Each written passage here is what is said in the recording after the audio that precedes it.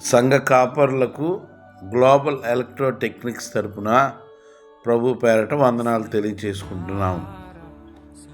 ప్రత్యేకంగా ఆలయాల్లో wall mount speaker system install చేస్తున్నాము. ఎవరైనా కావాలన్న వాళ్ళు మమ్మల్ని కాల్ చేసి వివరాలు తెలుసుకోవాల్సిందిగా ప్రభు పేరట కోరుకుంటున్నాం.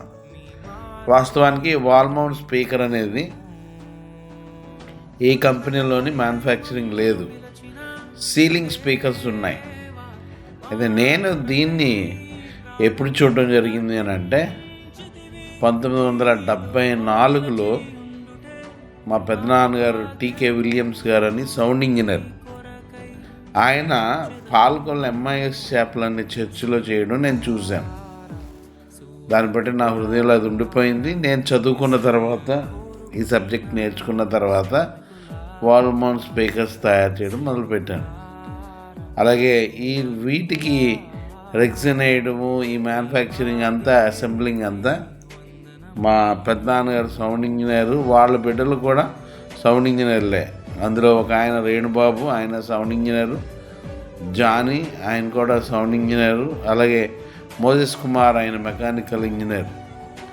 వీళ్ళందరి దగ్గర చిన్నప్పటి నుంచి నేను నేర్చుకున్నాయన్నీ గుర్తుపెట్టుకుని నేను ట్రైనింగ్ అయిన తర్వాత ఈ వాల్ మౌంట్ స్పీకర్స్ని రూపొందించడం జరిగింది. అయితే మనం ఆలయాల్లో ఏం వాడుతున్నామంటే సహజంగా బ్రాండెడ్ కంపెనీ పిఏ సిస్టమ్ వాడతాం. ఆ పిఏ సిస్టమ్ అనేది అవుట్డోర్లో వాడాల్సిన సిస్టమ్ని చర్చెస్లో వాడుతున్నాం. వాల్ మౌంట్ స్పీకర్ వల్ల ఉపయోగం ఏంటంటే మీరు ఎక్కడుంటే అక్కడే క్లియర్ సౌండ్ వినపడుతుంది. మీ పక్కనే పాస్టర్ గారు వాకింగ్ చెప్తున్నట్టు ఉంటుంది.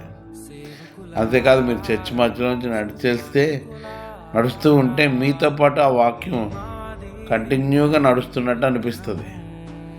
కాబట్టి వాల్ మౌంట్ స్పీకర్ సిస్టంలో ఇండివిజువల్ మానిటరింగ్ సిస్టమ్ ఉంటుంది, స్టీరియో సిస్టమ్ ఉంటుంది, సరౌండ్ సిస్టమ్ ఉంటుంది. కాబట్టి వీటన్నిటిని మీరు మనసులో పెట్టుకోండి. గ్లోబల్ ఎలక్ట్రో టెక్నిక్స్ అతి తక్కువ ఖర్చుకే wall mount speakers, monitoring system, stage monitors, everything అన్నీ అసెంబుల్ చేసి తయారు చేస్తుంది బ్రాండెడ్ స్పీకర్తో.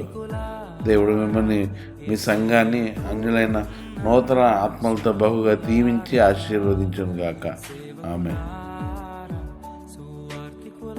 కాపురులకు మరొక ప్రత్యేకమైన విషయాన్ని చెప్పాలని ఆశపడుతున్నాను. ఏంటంటే, మేము చేసే ఈ టెక్నికల్ వర్క్ అంతా కూడా మా నాన్నగారి దగ్గర నుండి ప్రారంభించబడింది. ఎలాగంటే, ఆయన జీవజలాల్ రేడియో మినిస్ట్రీ 1955లో ప్రారంభించబడింది. దాంట్లో 30 సంవత్సరాలు సౌండ్ ఇంజనీర్గా, రికార్డింగ్ స్టూడియో డైరెక్టర్గా మా నాన్నగారు పనిచేశారు. డాక్టర్ టీకే జార్జ్ గారు, ఆయన నేవీలో నేవల్ పెటీ ఆఫీసర్ కింద పనిచేస్తూ రిజైన్ చేసి సేవకు సమర్పించుకుని సుదీర్ఘమైన సేవ 30 సంవత్సరాలు రేడియో మినిస్ట్రీలో పనిచేసి ప్రభువునందు నిద్రించారు.